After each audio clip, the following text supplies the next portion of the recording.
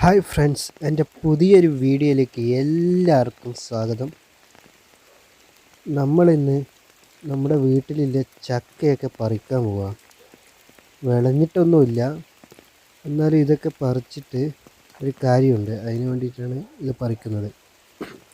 അതായത് നമ്മുടെ വീട്ടിൽ പശുവൊക്കെ ഇല്ലേ, പശുവിന് തീറ്റയായിട്ട് കൊടുക്കാൻ വേണ്ടിയിട്ടാണ്. കാരണം ഇപ്പം നല്ല മഴയായി, ഇനിയിപ്പോൾ ചക്ക വെച്ചാലൊന്നും പാങ്ങുണ്ടാവില്ല, നമുക്ക് കഴിക്കാനൊന്നും പാങ്ങുണ്ടാവില്ല. പിന്നെ നമുക്കിവിടെ ഒരുപാട് പ്ലാവുണ്ട്, ഒരു 6-7 പ്ലാവുണ്ട്. അതിലൊക്കെ ചക്ക പിടിക്കും. പക്ഷേ ചക്ക പിടിച്ചു കഴിഞ്ഞാൽ എല്ലാം കൂടി നമുക്ക് കഴിക്കാൻ വേണ്ടി പറ്റില്ല. അപ്പോൾ തന്നെ നമ്മുടെ അയൽവാസികളെല്ലാം വന്ന് പറിക്കാറുണ്ട്. അവർക്കും ഇപ്പോൾ ചക്ക അധികം വേണ്ട, കാരണം അവരുടെ വീട്ടിലും ഉണ്ട് ചക്ക. അപ്പം നമ്മുടെ പ്ലാവിൻ്റെ മുകളിലൊന്നും ചക്ക ഒത്തിരി പിടിച്ച് കിടക്കുന്നുണ്ട്. അപ്പം ചക്ക പറിക്കുന്നുമില്ല. ഇതിങ്ങനെ ഒരുപാട് പിടിച്ച് കിടന്നു കഴിഞ്ഞാൽ നമുക്കും കുറച്ച് ഒരു വിഷമമുള്ള പരിപാടിയാണ്. അതെന്തെന്നാണെന്നും കൂടെ ഞാൻ പറഞ്ഞു തരാം, എന്താണ് നമ്മളെ വിഷമമെന്ന്. അപ്പോൾ ഇപ്പം നല്ല മഴയുണ്ട്, നല്ല മഴ പറഞ്ഞാൽ നല്ല മഴ. അപ്പം നമ്മളെ വീടിൻ്റെ അരുവത്ത് ഒരു ചേച്ചി ഒരു ഫാമിൻ്റെ, ഒരു പശു ഫാമിൽ അവരടുത്ത് പിന്നെ കോണ്ടാക്ട് ചെയ്തിട്ടുണ്ടായി. അതായത് അവർക്ക് പശുവിന് കൊടുക്കാൻ ചക്ക വേണമെന്ന് പറയുന്നുണ്ടായി. അപ്പം നമ്മൾ പറഞ്ഞു, എന്നാൽ പിന്നെ വന്ന് പറിച്ചോ, വെറുതെ പഴുത്തിട്ട് വീണ് പോകുന്നതിനെക്കാട്ടി നല്ലത് നിങ്ങൾ പശുവിന് വേണ്ടിയിട്ട് കൊടുത്തോ, വലിയ കാര്യമാണെന്ന് നമ്മൾ പറഞ്ഞു. അപ്പം ഇന്ന് നമ്മൾ ചക്കയൊക്കെ പറിച്ച് അവർക്ക് കൊടുക്കാൻ വേണ്ടിയിട്ട് പോവുകയാണ്. അപ്പോൾ അവർ വന്നിട്ട് പറിക്കുന്ന പറഞ്ഞിട്ടുള്ളത്. എന്നാലും നമ്മളും അവരെ സഹായിക്കുന്നുണ്ട്. അപ്പോൾ ഇത് മൂത്തിട്ടൊന്നുമില്ല, ഇതിന് മൂക്കണമെങ്കിൽ കുറച്ച് ഒരു മാസം കൂടെ ആവും.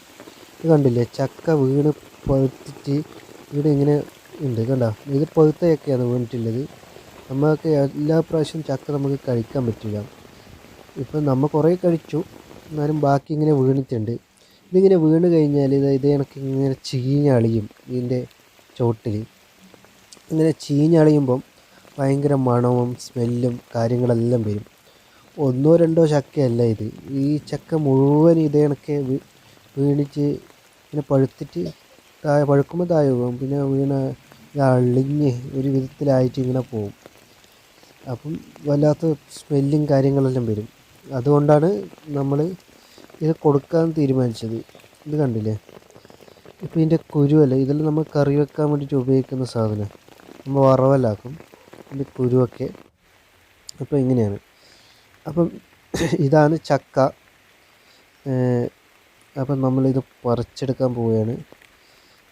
ഇത് ജസ്റ്റ് ഒന്ന് ഇങ്ങനെ കൊതി ഇവിടെയുണ്ട്, കാരണം ഒരുപാട് ദൂരം മുകളിലും താഴെ എല്ലായിടത്തും പിടിച്ചിട്ടുണ്ട്. നന്നായിട്ട് കുറേ ചക്ക പിടിച്ചിട്ടുമുണ്ട്.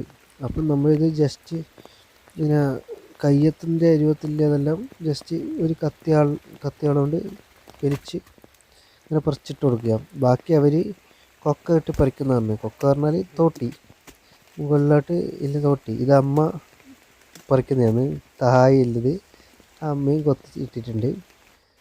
അപ്പം നമുക്ക് പിന്നെ കുറേ ചക്ക കിട്ടി. അപ്പം ഇത് പറിക്കുമ്പോൾ തന്നെ ആൾ പറഞ്ഞത് എന്തെന്ന് പറഞ്ഞാൽ, ഇത് അവരെ ഫാമിലി 7 പശുവാണുള്ളത്.